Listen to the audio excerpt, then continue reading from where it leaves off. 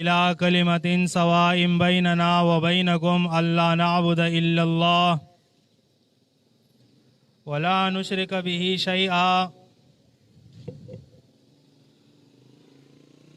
میرے قوم کے بھائیوں، آپ کے سامنے آئے ہیں اور ہمارے آنے کا مقصد کوئی دنیاوی غرض نہیں ہے، بلکہ اللہ کا پیغام اور اس کے رسول کا پیغام آپ تک پہنچانے آئے ہیں۔ جتنا ہم اللہ اور اس کے رسول سے، اللہ کی کتاب سے اور رسول کی سنت سے سیکھ چکے ہیں، آپ تک پہنچانے آئے ہیں۔ محمد رسول اللہ صلی اللہ علیہ وآلہ وسلم جب نبوت کا آغاز ہوا اور آپ نے اپنی دعوت پھیلانا شروع کی، تو اس دور کے اندر ایسے لوگ موجود تھے جو اپنے آپ کو انبیاء کے وارث کہتے تھے، جو کتاب کو اور نبی کے ماننے کا دعویٰ کیا کرتے تھے،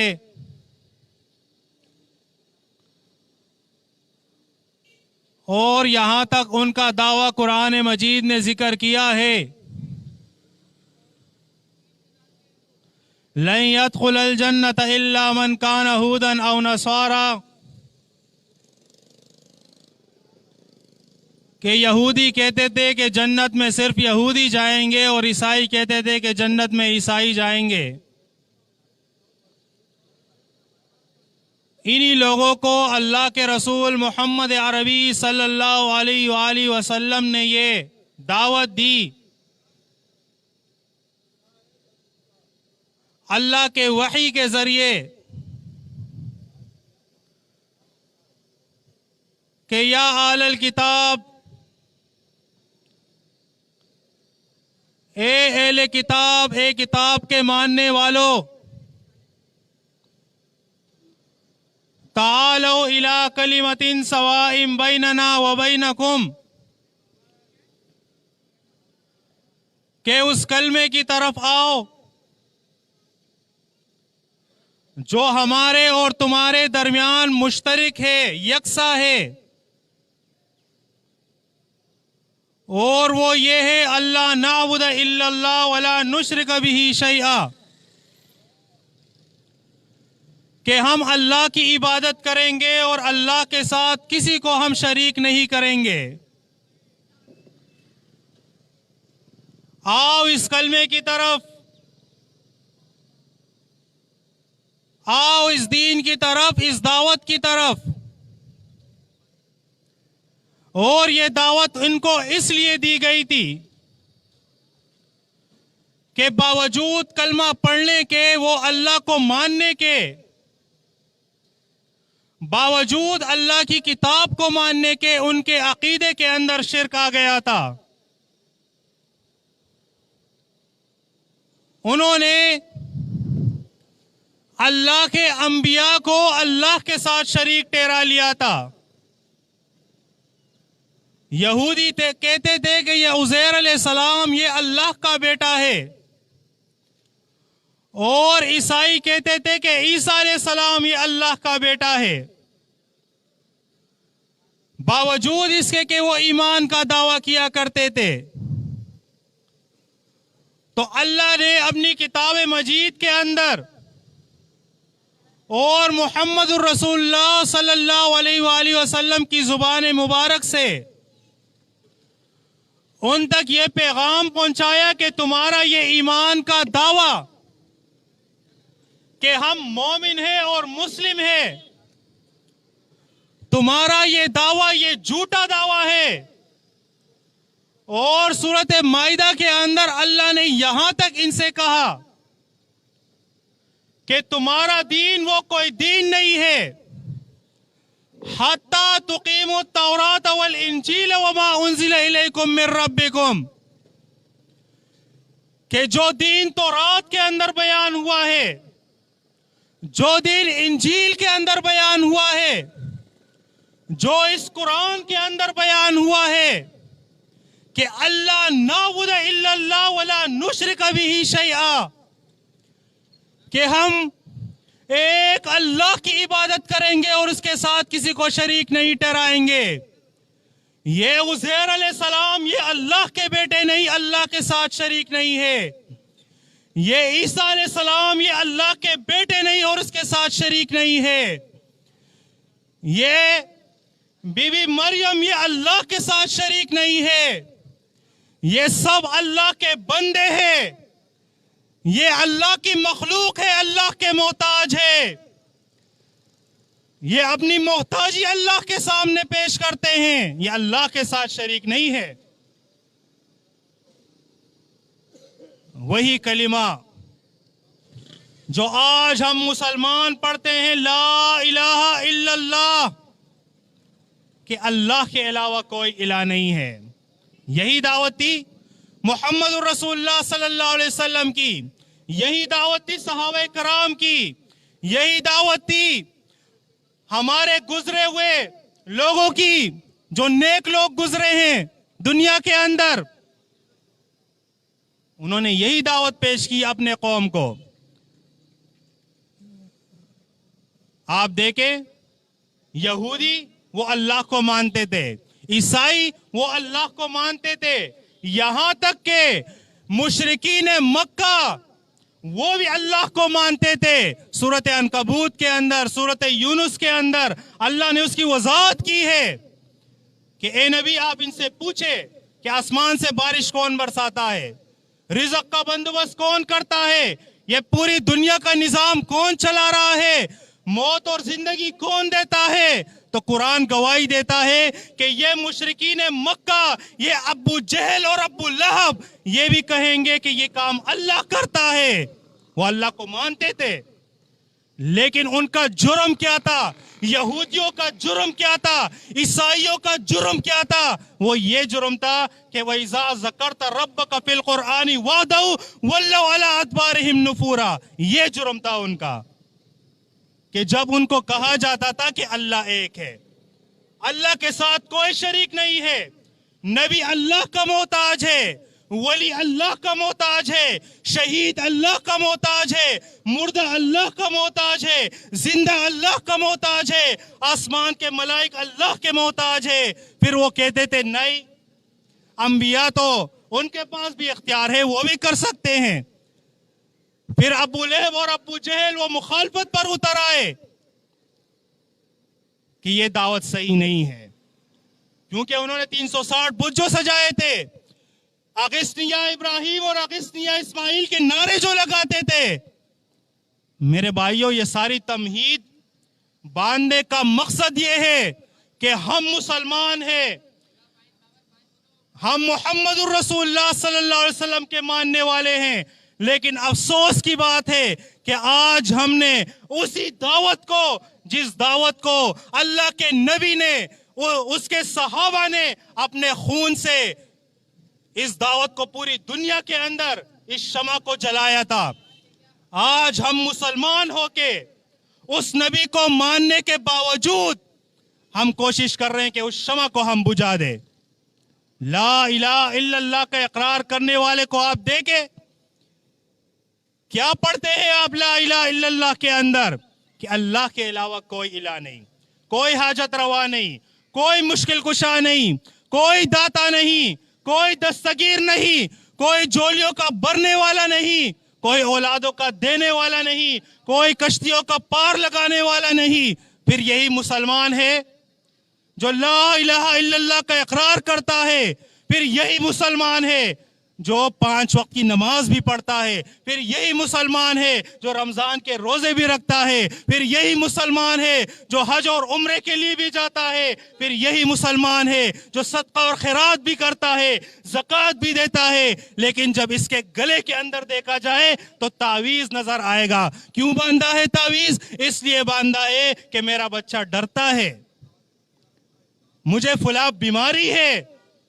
یہ ہے آپ کا ایمان کیا فرق رہا ان یہودیوں کے ایمان میں اور آپ کے ایمان میں؟ کیا فرق رہا ان مشرکین مکہ کے ایمان میں اور آپ کے ایمان میں؟ میرے بھائیوں ذرا غور کرے، یہ جذباتی باتیں نہیں ہیں، قرآن اور سنت نے اس کو بیان کیا ہے۔ ہمارے دین کا جو بنیادی ماخذ ہے وہ توحید ہے۔ وہ کیا ہے؟ وہ توحید ہے۔ اس کے بغیر ہمارا کوئی بھی عمل وہ قابل قبول ہی نہیں ہے۔ سورۃ توبہ کے اندر اللہ نے بیان فرمایا ہے، اولئک حبطت اعمالهم وفی النار هم خالدون۔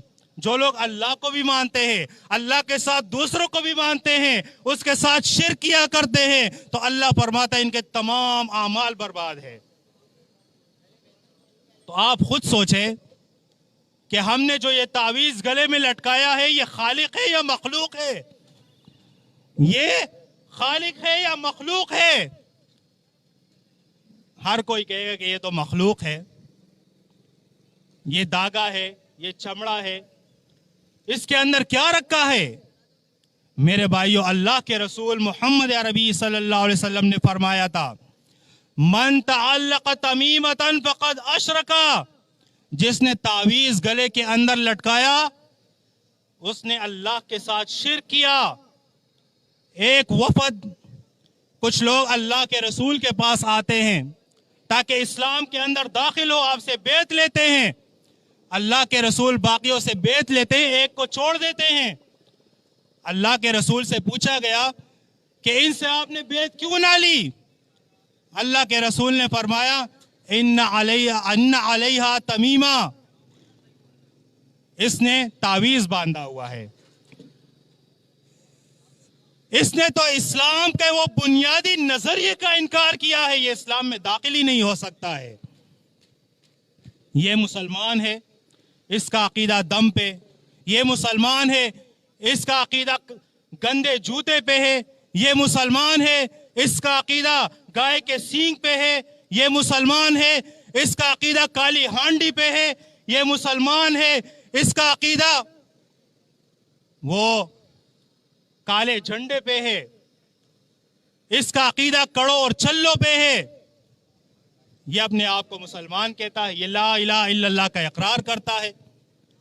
میرے بھائیوں، شرک کو پہچانے، شرک کیا ہوتا ہے؟ شرک کہتے ہی اسے ہیں کہ آپ اللہ کے ذات میں، اللہ کے صفات میں، اللہ کے ساتھ حقوق میں، اللہ کے اختیارات میں، اللہ کے معاملات میں، اللہ کے احکامات میں کسی کو بھی آپ اس کے ساتھ شریک ٹھہرائیں، اس کو کہتے ہیں شرک۔ اس کو کہتے ہیں شرک۔ چاہے وہ تعویذ ہو، چاہے وہ کالا جوتا، چاہے وہ کالی ہانڈی ہو، چاہے گندا جوتا ہو، چاہے وہ کالے کپڑے ہو، چاہے وہ چلے ہو، منکے ہو، چاہے وہ چلم ہو، تعویذ ہو، کسی بھی صورت کے اندر آج آپ دیکھیں یہ مسلمان ہے، جب اس کا کوئی بابا مر جاتا ہے تو اعلان ہوتا ہے کہ فلاں کی وفات ہو گئی ہے، اس کے جنازے کا بندوبست کرتے ہیں، اس کے کفن دفن کا بندوبست کرتے ہیں۔ پتا ہے کہ بابا کچھ نہیں کر سکتا ہے، یہ مر چکا ہے، اس کو زمین کے اندر رکھتے ہیں، اس کے اوپر مٹی ڈالتے ہیں، اور جب کچھ دن گزرتے ہیں پھر اس پر ایک مزار تعمیر ہوتا ہے، اور پھر یہ آواز لگاتے ہیں کہ بابا یہ مرغی لے لو اور بچہ مجھے دے دو۔ پھر یہ اس بابا کو اللہ کے ساتھ شریک ٹھہراتا ہے کہ یہ بھی اولاد دے سکتا ہے، یہ بھی ہماری حاجات پوری کر سکتا ہے، یہ بھی ہماری خالی جولی بھر سکتا ہے۔ یہ مسلمان کا عقیدہ ہے۔ اللہ کے رسول صلی اللہ علیہ وسلم نے علی رضی اللہ عنہ کی یہ ڈیوٹی لگائی تھی کہ جاؤ یہ تمام تصویریں مٹا دو، جاؤ یہ قبر، یہ جو اونچی قبریں بنی ہوئی ہیں ان سب کو زمین کے برابر کر دو۔ جابر رضی اللہ عنہ سے حدیث ہے، اللہ کے رسول نے فرمایا کہ نہا رسول اللہ صلی اللہ علیہ وسلم کہ اللہ کے رسول نے منع کیا ہے اس بات سے ان یجسس القبر وان یبنى علیہ وان یقعد علیہ، کہ قبر کو اس پر عمارت بنائی جائے، اس پر مجاور بن کے ہی بیٹھا جائے۔ اللہ کے رسول نے اس سے منع کیا ہے، لیکن آج یہ مسلمان اس کو اپنا دین سمجھتا ہے۔ میرے بھائیوں، اپنے عقیدے کی اصلاح کیجیے۔ یہ مختصر سی دعوت ہے جو ہم آپ کے سامنے پیش کرنے آئے ہیں کہ اللہ کی کتاب کو اٹھائیے، اللہ کی کتاب کو اپنی مادری زبان کے اندر سیکھیے۔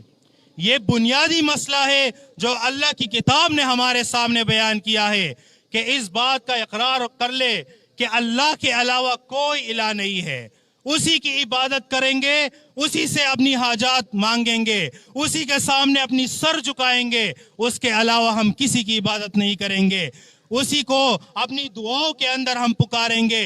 اور محمد رسول اللہ صلی اللہ علیہ وآلہ وسلم جو آخری نبی ہے، آخری رسول ہے، اس محمد رسول اللہ صلی اللہ علیہ وسلم کی سنت کو اپنے اوپر لازم کریں گے کہ جو بھی ہم کام کریں گے وہ اللہ کے رسول کے سنت کے مطابق کریں گے۔ ہماری تجارت وہ اللہ کے رسول کے سنت کے مطابق ہوگی، ہمارے معاملات، ہمارا لین دین، ہمارے شادی بیاہ، ہماری غمی وہ اللہ کے رسول صلی اللہ علیہ وسلم کی سنت کے مطابق ہوگی، ہمارا بولنا وہ اللہ کے رسول کی سنت کے مطابق ہوگا، ہمارا چلنا، ہمارا اٹھنا، ہمارا بیٹھنا، ہمارا لیٹنا، یہ سب اللہ کے رسول محمد عربی صلی اللہ علیہ وسلم کے سنت کے مطابق کریں گے۔ انشاءاللہ جب ہم اس پر عمل کریں گے تو ہماری زندگی کے اندر سکون آئے گا۔ قرآن مجید کے اندر اللہ بیان فرماتا ہے الا بذکر اللہ تطمئن القلوب، سنو دنیا والو، اگر سکون چاہتے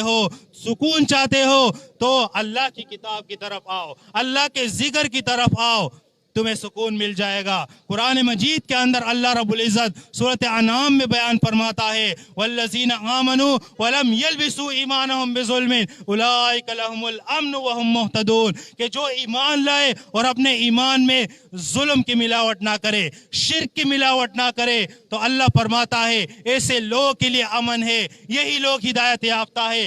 آج ہم دیکھتے ہیں کہ یہ مسلمان کتنا ذلیل و خوار ہے، ہر جگہ یہ مسلمان پٹ رہا ہے، ہر جگہ اس مسلمان کو مارا جا رہا ہے، ہر جگہ اس مسلمان سے ٹیکس لیا جا رہا ہے، یہ ذلیل اور خوار ہے۔ یہ اس لیے کہ ہم نے اللہ کو چھوڑ دیا ہے، ہم نے اللہ کی کتاب کو چھوڑ دیا ہے، ہم نے اللہ کے رسول کی سنت کو چھوڑ دیا ہے۔